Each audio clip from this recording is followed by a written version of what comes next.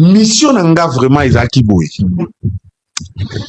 Mission nanga na wenge ezalaki ke dislocation ya wenge tango bapanzani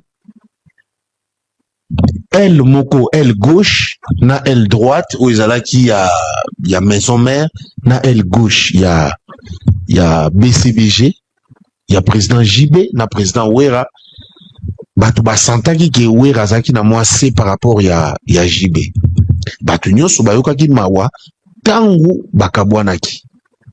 C'est par là où Wera bande kosala ba recrutement na ye.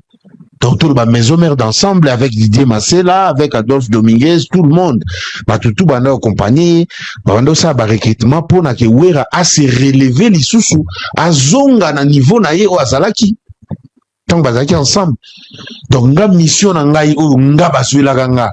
Ezaki mission moke na zongi sa le roi de la forêt na niveau na ye o azalaki peut-être que pousse a lisusu likolo.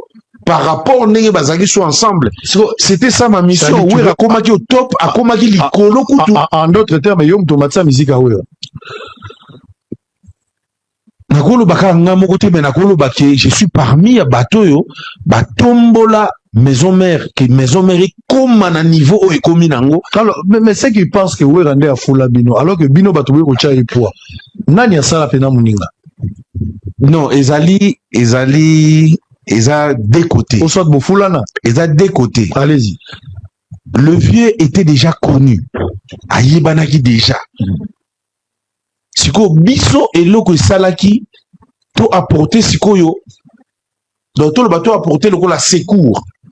Ozo mona. Et le papa sango na kudio déjà na bosolo. Ozo sala déjà bosolo. Siko yo ozu faille. Ozu faille moko par exemple soit ba caméraman ou bien bato ya régie par exemple baza susté ou bien tiki yo ozomona bato bakoya lelo ba teke bato na ba yesu ba façonner non, nous on n'est pas venu pour façonner les rois de la forêt, on est venu pour mettre un coup de pouce pour azongana ampleur na o azaki nango ozomona. Donc grâce à bino Wera mata, moi ma mission c'était que ya kozongi sa vie na place na yo azaki nango. Donc oyo sali pona Wera ozongisi na place. Ozongisi na place. Wera sali pona yo.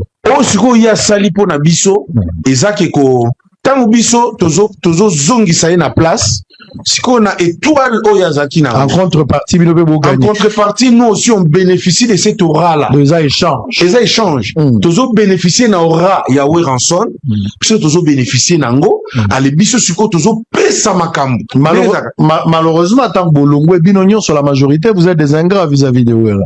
Y compris yo. Faut pas être hypocrite. On se regarde en face et mais siko yango mona lo bino nyon sur na début on a dit que vie ezo réservé biso ba surprise et belé. Ozomona, toi tu peux te donner corps et âme na likamoro boye mais ozala surpris na vie. Est-ce que Wera vous avez payé à monnaie de singe? Vie parce que dans solo la bille tira kokende ba travers. Apparemment vous avez payé à monnaie de singe parce que elongo linabino na habité sur la maison mais na moto longwa officiellement lobina Wera na nyela longwa Wera autorisé à longwa na habité.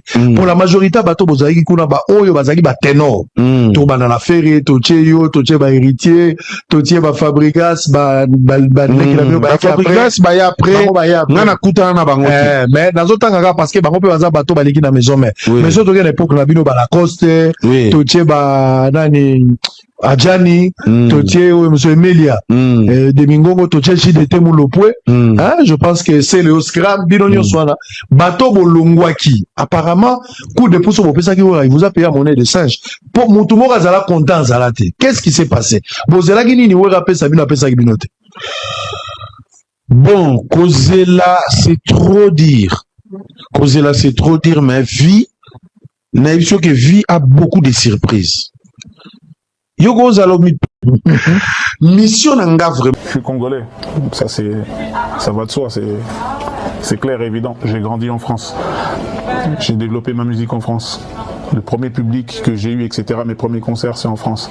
Quand je vais partout dans le monde, etc., on me reçoit comme l'artiste français, tout simplement. J'ai dit qu'on me recevait en tant que tel parce que c'était mon environnement, là où j'ai évolué, etc. Mais ça, je reste un Congolais, tout simplement. Où est le mal, où est le débat, où est le... Tu vois? Je cherche où est le débat. Il n'y a pas de débat. Je suis fier d'être Congolais. Je suis un artiste français, reconnu dans le monde en tant qu'artiste français. Je suis un drapeau français partout où je vais. Parce que les gens me voient en tant qu'artiste français. Mais je suis Congolais.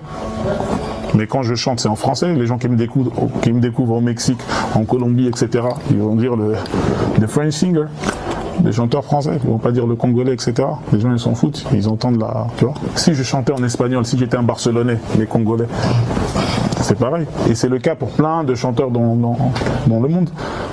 Freddie Mercury, là, il venait pas d'Inde ou bien du Cachemire, un pays comme ça. Il est venu aux États-Unis. Moi, je savais même pas que c'était un Indien ou quoi. Il est venu en tant que... Il n'y a pas de débat où il n'y a pas de... Tu vois, je suis Congolais, français, dans le sens où j'ai évolué en France, etc. C'est dans ce sens-là, ambassadeur pour le Congo, pour la culture congolaise. Mais c'est pas ambassadeur de la rumba. Il y a une subtilité, il y a une nuance, tu vois, c'est dans ce sens-là. Bien sûr que Kofi, bien sûr que Fally sont plus légitimes à être ambassadeurs de la rumba congolaise. Parce qu'ils font cet art-là, ils font ce style de musique-là en permanence. C'est leur ADN. Nous, on a ça aussi, bien sûr, on peut le faire, etc. Mais on sait pas, c'est pas avec ce type de musique qu'on s'est forcément fait connaître en France.